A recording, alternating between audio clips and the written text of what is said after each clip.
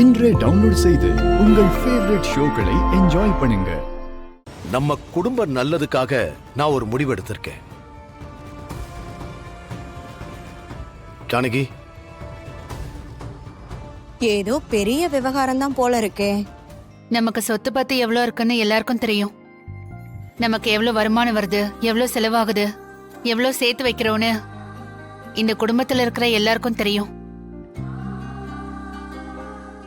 கொஞ்ச மாசமா பார்வதி தான் கொத்து சாவிய வச்சிருக்கா. எல்லா கணக்கு வழக்கையும் அவதான் பாக்குறா. அதனால நமக்குள்ள எந்த ஒளியும் மறைவும் இல்ல. அதெல்லாம் எங்களுக்கு தெரியும்க்கா. இப்ப லாயர் எதுக்காக வந்திருக்காங்க, இந்த பெரியவங்க எல்லாம் எதுக்கு வந்திருக்காங்க, அந்த விஷயம் என்னங்கறத சொல்லுங்க. கேக்குறா இல்ல, சொல்லு. நம்ம சொத்துல இது வரைக்கும் வாரிசு 3 பேர் தான் இருக்கீங்க. ஆனா நம்ம குடும்பத்துல தெரியாத வாரிசு ஒருத்தவங்க இருக்காங்கன்னு நமக்கு இப்பதான் தெரிய வந்துச்சு. அதுதான் ஜீவா. அவன் என்னைக்கு இந்த வீட்டுக்கு வந்தாலும் இந்த குடும்பத்து சொத்துல அவனுக்கும் பங்கு இருக்குன்னு எல்லாரும் எழுதி கொடுக்க உங்க மாமா முடிவு பண்ணிருக்காரு.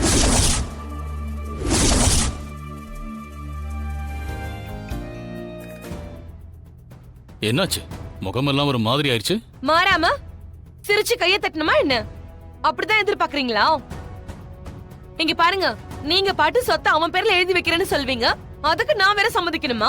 அதானே, நாங்க எப்படி சம்மதிக்க முடியும்? சொத்தை முழுசா அவன் பேர்ல எழுதி வைக்க போறாங்க. சொத்தை எழுதி பிரிச்சாலும் 3 பங்கா தான் பிரிக்க போறாங்க.